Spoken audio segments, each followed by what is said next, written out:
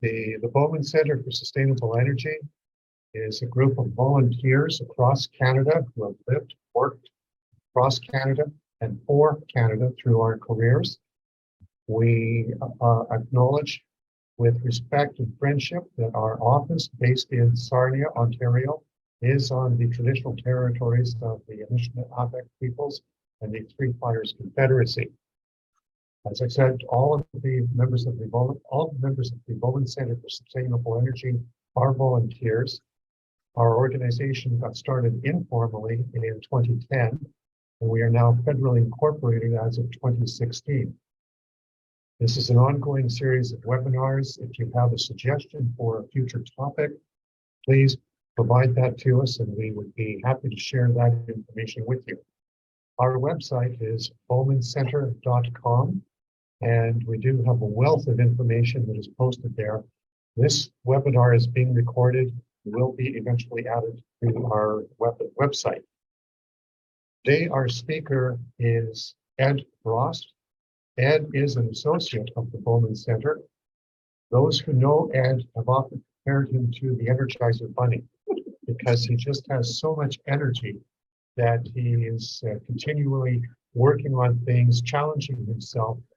Although he had a wonderful career with several different companies and finished out his professional career with Shell Chemical and Shell manufacturing site here in Sarnia, he also has a number of other interests and certainly enjoys getting on board his sailboat and going on Lake Huron to enjoy collecting solar energy and wind energy and just having a wonderful time.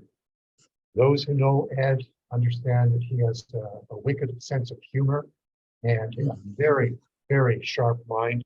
I'm pleased that he's presenting to us today to speak to us. As you can see, the topic is called Batteries Included, and he's going to address how hydrogen can be part of a energy storage system connected to a grid. With that, I shall be quiet and allow Ed to please proceed with your presentation. Can everyone hear me okay? Yes.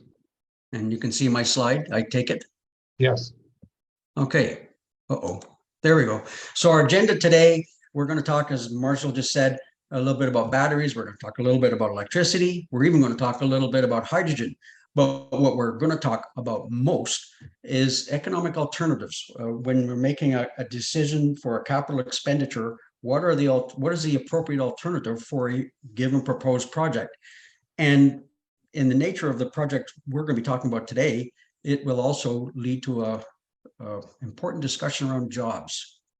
So, do we recognize these? Of course we do. We all know what that is. It's a battery. And we're very familiar with this thing as well. This might be a little less familiar, but this is a battery pack out of an electric car. I think a Chevrolet Bolt. This would even be less familiar. It looks like a shipping container. This is a grid scale battery manufactured by Tesla. I think this one has a capacity of about 10 megawatt hours.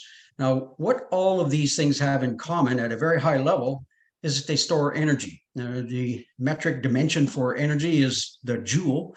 And what these things do is they're like storage tanks for joules.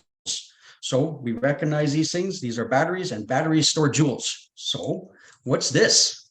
Well, this is a power plant, hydroelectric power plant, of course. This is the Lambton Generating Station, a coal-fired power plant in its heyday.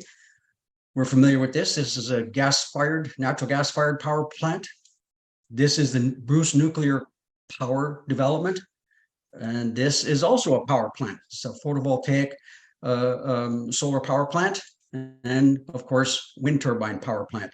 And unlike batteries, batteries store joules. They store energy for delivery.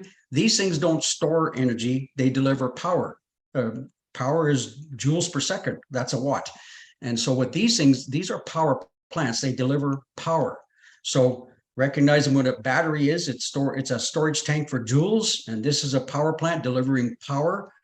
What's this thing? We will talk a little bit about just what this thing is, but you'll see prominently featured here is the word hydrogen. It appears a couple of times, and there's a symbol for power on the other over here. So we talk about hydrogen. We've been talking about hydrogen economy for decades. And why would we be talking about hydrogen in the context of energy and chemicals? It's because hydrogen on a mass basis is the most energy dense material we have outside of nuclear fuels. So joules for each kilogram, hydrogen is very, very highly dense energy. The nice thing about hydrogen is once you have it, when you convert that energy into another form of energy, or if you use it to do work, there are zero emissions from the use of hydrogen. Why? Because there are no carbon molecules in the hydrogen.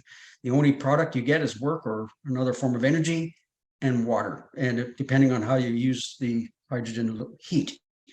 Excuse me. So for those two reasons, it's perceived as a green energy carrier. There are some disadvantages to hydrogen. I don't know if you've ever gone to the gas station and had the attendant put in 50 kilograms of gasoline, or I don't know, a couple of megawatt hours of gasoline in your tank. No, you buy it by the liter, and we handle natural gas. You buy your gas bill is you get cubic meters per month, and you pay for the gas on a volume basis. And that's a problem with hydrogen, because on a volume basis, distinct from a mass basis, it's the lowest volumetric energy dense material we have. And so to get kilograms of hydrogen, you need to do something to it, compress it, store it. And also, depending on how you get the energy, the hydrogen, I should say, it may or may not be so green. There are no such things as hydrogen mines, nor are there hydrogen gas wells. The only way to get hydrogen is by taking it from an otherwise stable molecule like water or natural gas, and that takes a lot of energy. And the result of that is hydrogen tends to be kind of expensive. And as a result, people have been trying to categorize hydrogen around, its energy, its carbon intensity. And if you turn the news on every day or two, sometimes more than once in a day, you'll hear a reference to green hydrogen. And that's because there are different ways to make hydrogen, and they have their own carbon, quote unquote, burden associated with the manufacture of the. Keep in mind, once you have the hydrogen, they're all the same. There is no emission associated with, regardless of how you make it. The point of this color coding, and there's actually a couple of colors that aren't even here, like pink, I think refers to hydrogen manufactured using electricity from nuclear power, and turquoise. Anyway, there are other colors as well. The point of the colors is to give the consumer or the interested person some notion about how much carbon is emitted associated with manufacturing the hydrogen. So you can see that carbon emissions goes down towards coal. Opposite that, though, is cost of getting the lower the carbon burden, generally speaking, the more expensive the hydrogen is. And so if we're looking at economic benchmarks, alternatives, as I mentioned in the agenda, what is the appropriate benchmark to use? Do you use the value of the electrons themselves, or comparing it to the cubic meters of hydrogen compared to a cubic meter of hydrogen? What is the appropriate pricing benchmark? And that really is the heart of our talk today. And so, and the reason why this comes up is because there are numerous applications, and I don't know if confuse is the right word, but we might conflate the applications with what is the appropriate economic benchmark. For example, you drive down by a refinery chemical plant, you see lots of stacks. Well, you could use hydrogen to fuel those heaters rather than natural gas. Something like 10% of the cars sold in the entire planet in 2022 were battery electric. And so it looks like for light duty vehicles, and including pickup trucks, the skirmish is over. It looks like most likely batteries are going to win. It's not so clear for heavy equipment like construction excavators, long haul trucks, locomotives for trains, and ships. That is still a debate that's being had, and billions of dollars are being spent to resolve that. But there will be a resolution, and I think probably sooner than a lot of people expect. Another place that you could use hydrogen is a candidate, I should have mentioned, for each of those heavy duty pieces or consumers. Space heat, most people use natural gas or propane to heat their homes. That could be done with hydrogen. And I think Enbridge has a pilot underway in Ontario to blend small amounts of hydrogen into the natural gas to reduce the carbon burden and to gain experience with hydrogen blending over the long term, probably evolve to closer to 100% hydrogen. And of course, you could use hydrogen as a fuel to make power. Did I mention it's expensive? That's just, the technology to do what we're talking about here is essentially here. The problem and the reason we don't use it today is because comparing hydrogen, the joules content of the hydrogen to the joules content of natural gas, it's highly favored toward fossil fuels, and that's fine, fundamentally why we continue to use them. And so to summarize the market as a paradigm, where would you use hydrogen? Well, it could be in chemical sales. Refineries use hydrogen in their processes. You could use it to fuel electricity, maybe take advantage of the difference of price between peak and off-peak power. It could be used as a low carbon fuel. Did I mention it's expensive? But this list might be truncated. It might be a little on the short side. I think there's something missing from this list of candidate hydrogen markets, and that is energy storage. And how does this work? Well, if you're looking at supplying electricity to the grid and you have intermittent supplies like wind and solar, and so the grid pays a premium for not including the electricity, but not limited to the electricity, which is the case in all of the examples I've given so far. The grid will pay for availability, that you guarantee that if the grid needs your power, it's available, and you get paid for that availability. How fast, how responsive you are, how capable are you to follow changes in load responsiveness is another premium that can be acquired if you have a battery. Most batteries, including the thing we're talking about here, produce DC power.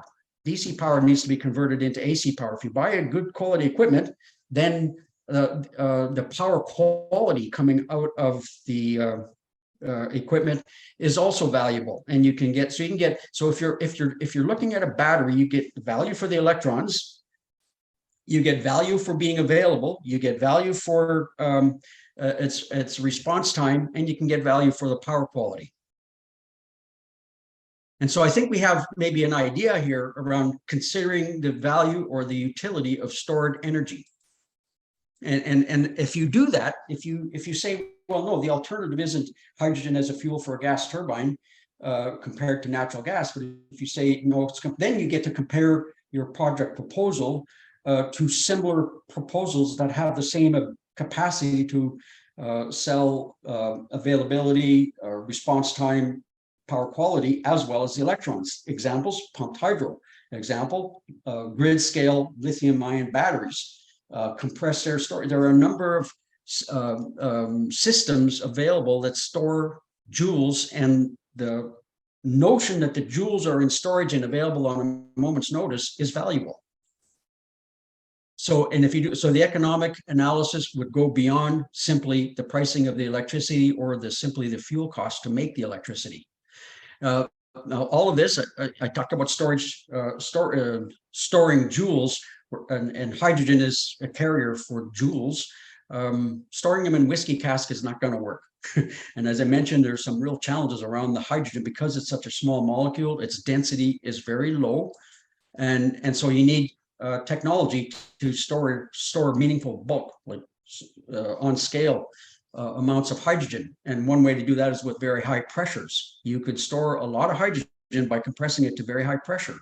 Alternatively, you could cool it to a liquid. Now we're talking something in the ballpark of minus 250 degrees C.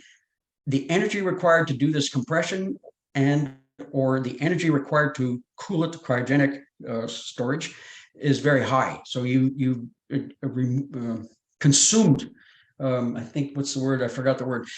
It consumed a bunch of the energy containing the hydrogen just to be able to store it. And if you're going to store it using this kind of technology, you're going to need exotic materials, a lot of engineering to do that. And none of that is expensive. and it could be that my mind is a little small, but I think there are some practical limits. We've driven by refineries and chemical plants, and we see literally hundreds of tanks. And it's hard for me to imagine hundreds of acres, sorry, thousands of acres covered by hundreds of tanks storing hydrogen under very high pressure or under, very cryogenic conditions. There seems to be a practical limit to when you start talking about grid scale power.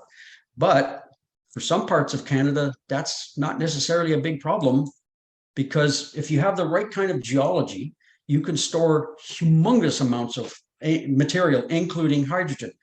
There's area from the region from Windsor to Goderich, Ontario, is home to such a geology. We have salt veins that are deep, thick, and have been used for, I don't know, probably close to 100 years to store all kinds of materials, gases, and mostly liquids in salt caverns here in Ontario and southwestern Ontario, and as the case in Alberta. Large swaths of Alberta has a geology appropriate to storing materials like hydrogen.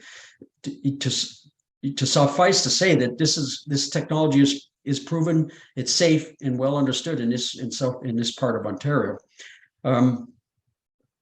Is it a cartoon of what a salt cavern looks like? So if you're thinking about hydrogen, and if you're thinking about salt caverns as a storage option, and by the way, hydrogen is being stored in salt caverns in the United States. Several of them exist. And there are several salt caverns in Europe that have been used safely for quite a while now. To my knowledge, it's not being done in Canada, with the emphasis on the word yet. And so if we were going to apply salt cavern technology to hydrogen storage, then what? Well, that was an interesting question. And the Bowman Center funded a study with Queen's University a couple of years ago, where we asked Queen's to take a look at the feasibility of storing hydrogen in bulk in salt caverns. And of course, you have to put boundaries on a study like that.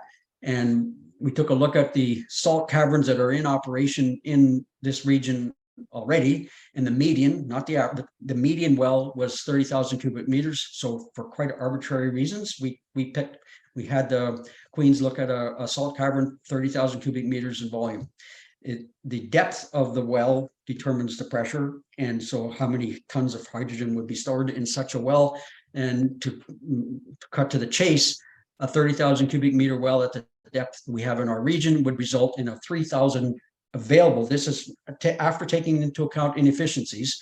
A 3,000 megawatt hours of energy would be stored. Megawatt hour it's translatable to joules. And if you were to run this thing, we were thinking at the time, just during peak hours of a day, so 6 hours a day, that's where 500 megawatts comes from. And so what did we find? What did the Queens find when they did this study? It took about a year. Well, the capital cost, this is a very important part, seems to be competitive with conventional batteries, grid scale batteries. This pricing comes from the Tesla website. They publish the pricing for their grid scale batteries, and that's where these numbers come from. Regardless whether it's 2 or 3 or 4, it's competitive. It seems to be competitive. On our construction jobs, as you're going to see, we'll talk a little bit about jobs in a minute. Suffice to say, for now, this will create a whole pile of construction jobs. Much less so from conventional battery. The batteries have to be manufactured, but they're going to be manufactured for right now, at least probably in the United States, and the jobs will be there, not in Canada. The kind of battery we're talking about here will require operators, a significant number of operators. Not so with a chemical battery. Ontario, Alberta, well, jurisdictions across Canada, including at the federal level, and jurisdictions around the world, have produced hydrogen development strategies. This idea of using hydrogen and thinking of it as a battery would support those hydrogen strategies, not so with a battery. Because of the sheer scale, typically a peaking battery like a Tesla Megapack operates for a few minutes during a sudden peak, up to a couple or 3 hours. This thing is big enough it could run for days. And if you wanted, as you'll see in a minute, it could be made even much larger at very little additional capital cost. Jurisdictions like Sarnia-Lambton, Edmonton are looking at building hydrogen hubs to support a hydrogen component of our economy, energy economy. And in addition to the hydrogen strategies, this project could enable host communities to develop a hydrogen hub. Using hydrogen along with fuel cells or gas turbine and electrolyzers to generate the electricity, the hydrogen, at this scale would probably allow the developer to build some intellectual property. That would not be the case with a conventional battery. The conventional battery IP is already owned by the manufacturer. And a very valuable feature of a hydrogen-based battery is that it produces pure oxygen. It could be vented with no revenue, or it could be, it's already pure. You can compress it so that it's suitable for an existing market. And of course, that's not true for a battery. So people may be on the call, may be familiar with this type of technology. And I think the very first thing what you would hear is, oh, wait a minute, you're talking about a 500 megawatt system. Do you not? Electrolyzers, the biggest ones are maybe 10 megawatts. 1 megawatt is probably considered proven technology, but 500 megawatts is that?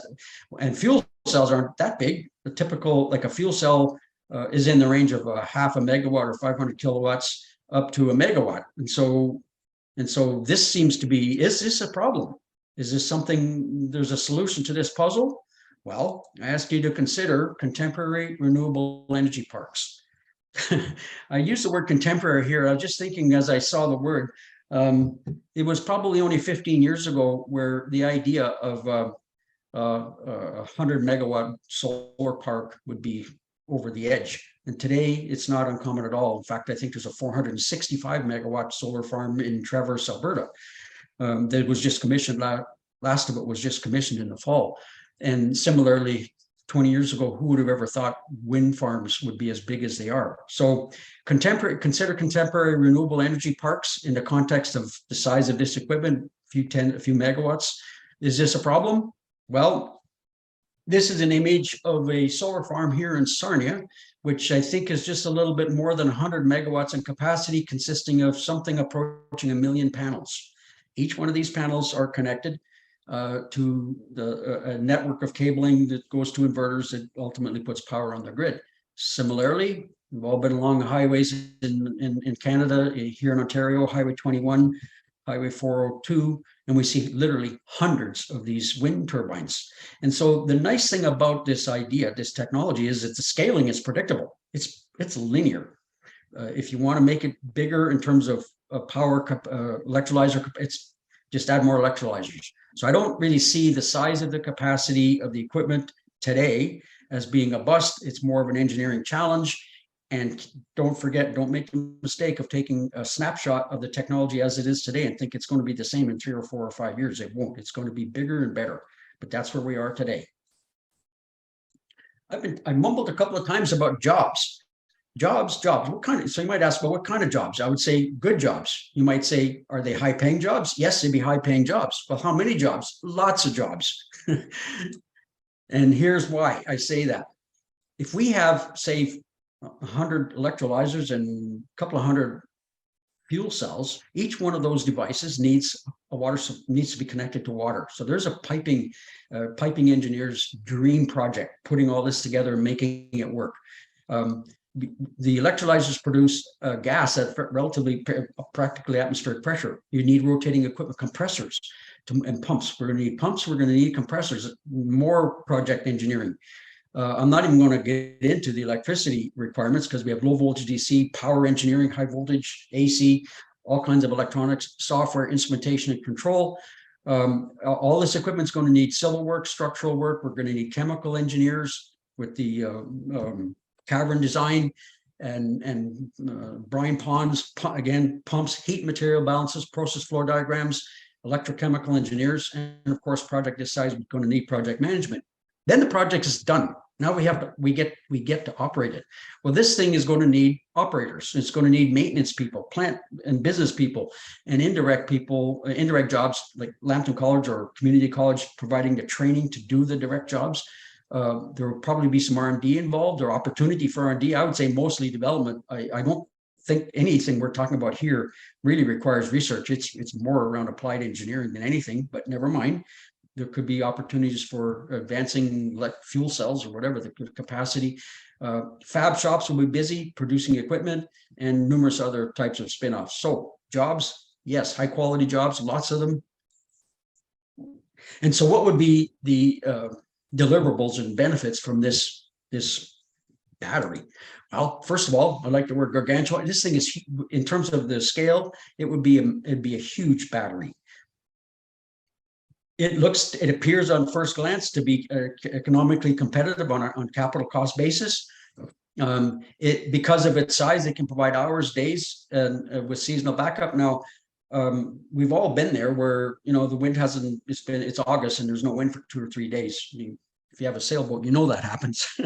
But this thing could provide power through a long, because there's so much power energy stored in the well. By that amount of energy could enable lots of new wind and solar projects.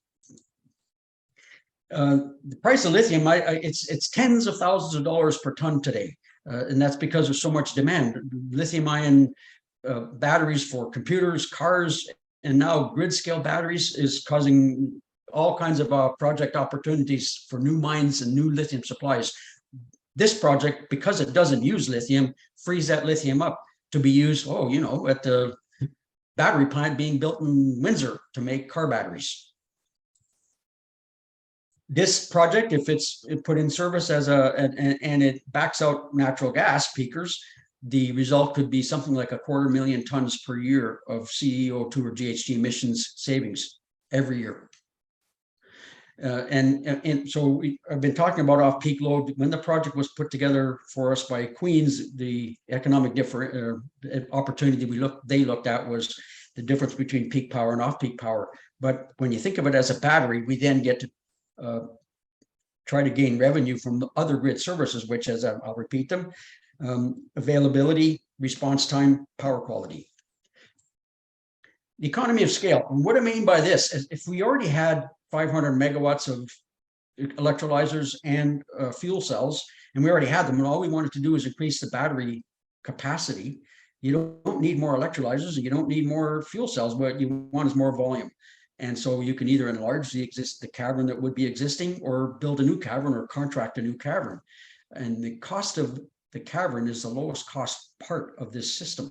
So there is an immense opportunity for economy of scale here.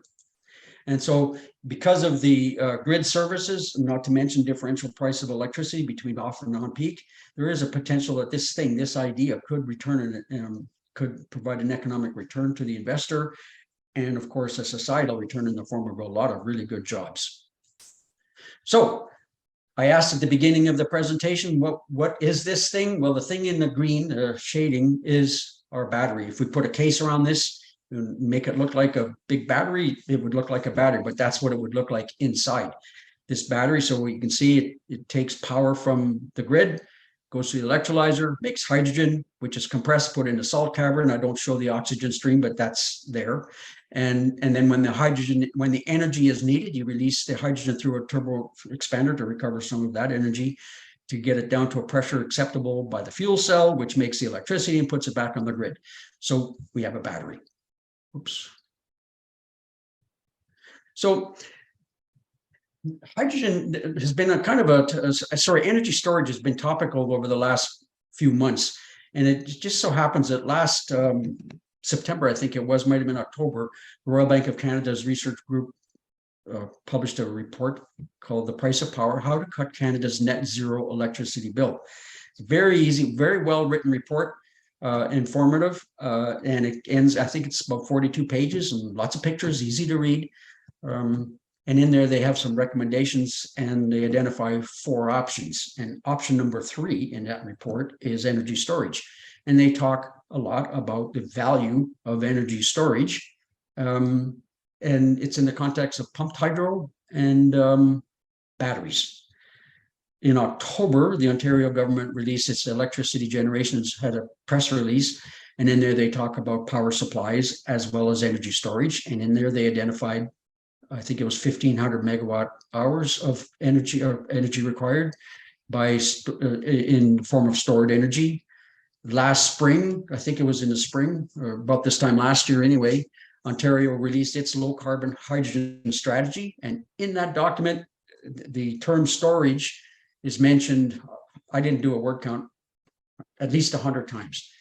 The vast majority of the mentions of storage was in the context of carbon capture and storage, or carbon capture utilization storage. There are a few mentions of storing hydrogen, but none in the context of a as a component in a battery system. And in December of this year, well, last month, the IESO published its report, Pathways to Decarbonization, How Ontario Could Get to Zero Carbon, Net Zero by 2050.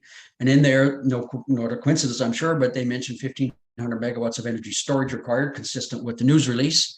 And if you dig around and you find the appendices, you'll find that the bulk of that energy, 1,500 megawatts, would come in the form of pump storage and batteries. Again, no mention of the kind of battery we're talking about here. So the idea that we're talking about here, and more importantly than the idea, but the idea that the concept that the economic alternative is a battery, not the fuel to a conventional power plant, it's not on the radar.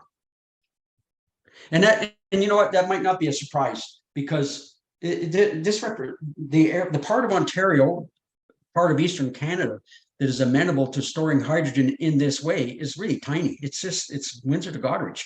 You think of the number of millions of square kilometers on the eastern part of Canada, maybe it's not a surprise. It needs somebody like us to bring it to people's attention. This is prominently spoken of in Alberta because they have lots and lots of salt geology suitable for storing hydrogen, as well as for saline aquifers that are suitable for carbon capture and storage, which is a completely different technology. So why are we talking about this now? It's because decisions are being made now. Decisions that will last for, they'll have a legacy. They're going to last for decades. And we think that there's an opportunity for Ontario and for Canada, both at the physical, the energy, but also the intellectual property side of things. We think this is, this concept of think of hydrogen as part of a battery, not just a fuel. So not just a fuel, hydrogen is a fuel. Yeah, it does. Or it could be used as hydrogen as a chemical feedstock, or both. It's not mutually exclusive. Or do we think of hydrogen as a source of electrons to make power all by itself? Or do we think of hydrogen as part of a system, a battery that has the capacity to capture other components of value that are offered by a battery, availability, response time, power quality, plus electricity. So no, we don't think this is the right benchmark, nor is this. A battery is the benchmark. And it looks like this. So in summary, if you have the right geology, and that is the case here, we think, then you should think of hydrogen not in terms of as a fuel, but think of it as a component in a battery. And then once you get your head around that this exists, this is part of a battery, then we get to compare from a project justification. We get to compare to appropriate alternatives, not natural gas, not hydrogen as a fuel or uranium. No, you think of the alternative are other energy storage technologies like lithium-ion batteries, pump storage, whatever. And a superficial look at this point, at least, is that a hydrogen-based battery is competitive with chemical batteries. So in conclusion, hydrogen, batteries are included along with jobs. Exactly. Hello? Have I been talking to myself?